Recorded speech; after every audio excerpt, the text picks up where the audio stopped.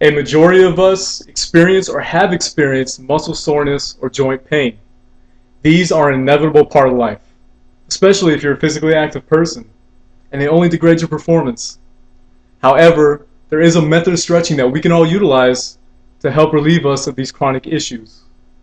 Hello, my name is Ken Whitehead Jr., and today I'm going to give you guys all a crash course on self-myofascial release stretching. I will cover what is fascia and what are trigger points, how self-myofascial release stretching alleviates aches and pains, as well as provide you all some exercises that you could do at home with nothing more than a tennis ball. So to begin with, let's cover what is fascia and what are trigger points. Fascia and trigger points are found all throughout the body. According to liftbigeatbig.com, fascia is a spider web-like layer of connective tissue that covers our muscles, joints, and bones. Fascia is utilized by our body for support as well as soft tissue structure. Whenever a muscle becomes severely fatigued or injured, the body produces fascia to support it. Now, trigger points, according to sportsfitnessadvisor.com, are areas of muscle that are painful to the touch, otherwise known as palpation. These knotted areas can often form from intense training, a lack of sleep, or malnutrition. Now that we've covered what is fascia and what are trigger points, let's talk about how we can treat them. We can treat muscle soreness and joint pain through self-myofascial release stretching. Self-myofascial release stretching relieves muscle soreness through applied pressure to specific areas. Through this technique, you could target the knotted area and slowly work to loosen and release it, once again allowing for blood to flow freely through the area without restrictions. Self-myofascial release stretching also helps to alleviate joint pain and a limited range of motion. This is done so by providing stronger blood flow into the area, hence allowing your joints to be stronger. So now that we've covered how myofascial release stretching can help, let's talk about some exercises you can do at home in your spare time. We'll begin with the lower body.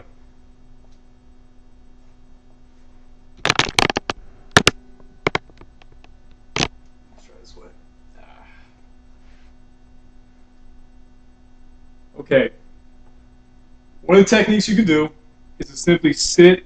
So for instance, for the sake of this video, let's assume that there's soreness in my right hamstring. To relieve this, I'm going to target it by sitting on the tennis ball, as such.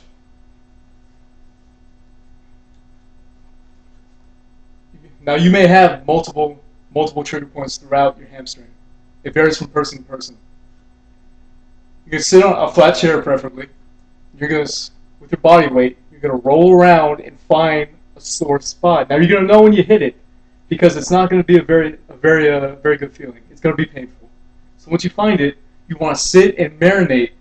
Just sit on it. If you want to, you can roll back and forth. You can do some circular motions if you want to, but for the most part, just sit on it. Afterwards, continue on and find some other areas that may need some work as well, and repeat as necessary with your other hamstring. Now another lower body exercise you can do is for your feet. Very simple, same process.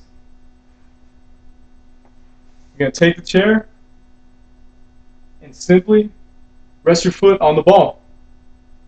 You can roll it around, wait till you find that spot, and just sit and marinate on it. Doesn't have to be done for more than 15 seconds, really. But you can do as you please. You can get creative all you want.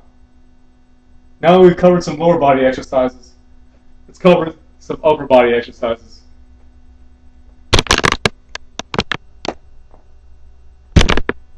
One of my favorite for shoulder pain, or joint pain better, take the tennis ball and you're going to place it between your shoulder and your chest, right about armpit height. You're going to find a little cup right in there. Once you find that cup, you'll know what I'm talking about. You're going to take your same side hand, put it on a tennis ball, take your opposite hand, place it on top, and apply significant little amount of pressure. There's no need to apply too much. Just enough to where you feel it. Now point your elbows out as straight as possible and with your shoulders, not your elbows. You're going to rotate back and forth for no more than 7 to 6 times, digging that tennis ball into that little cup. Afterward, you're going to roll the tennis ball into your armpit, back up toward your neck. Should cover a range no more than a few inches. Repeat that for about 4 to 5 times. And repeat this set no more than 2 to 3 times. Swap to your other shoulder as needed. That exercise helps to pump more blood in your shoulder. Try this at home. Stand and with your weaker arm, attempt to hold somebody back. Afterwards, apply this technique and try it again. You should notice that your arms should be significantly stronger, hence due to the more blood entering your shoulder. Now another upper body technique, which is a favorite of mine and utilized rather frequently, is simply go up against the wall. You're going to place the tennis ball on your chest, anywhere on your chest. With your body weight, you're going to lean on a tennis ball and put pressure.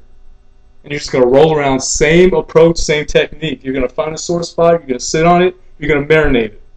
No more than about 15 to 20 seconds. After that, move on, find another spot, apply as needed. If you preferably go back and see if maybe you need to do a little more work on that spot. And those are some exercises you can do at home to help alleviate some aches and pains. So now that you know some techniques you can do on your own, let's go over what we've covered today. Self-myofascial release stretching is a great way to relieve joint pains and muscle soreness. Today I've covered what fascia and trigger points are, how self-myofascial release stretching helps alleviate aches and pains, as well as provide you all with some exercises that you could very easily do at home anytime, anywhere. So, I hope you take this information and utilize it to the best of your ability. And whether you're an athlete, a fitness junkie, or the annual/semi-annual PT tester, all can benefit from some self-myofascial release stretching. And I know someone just giggled. Thank you for your time.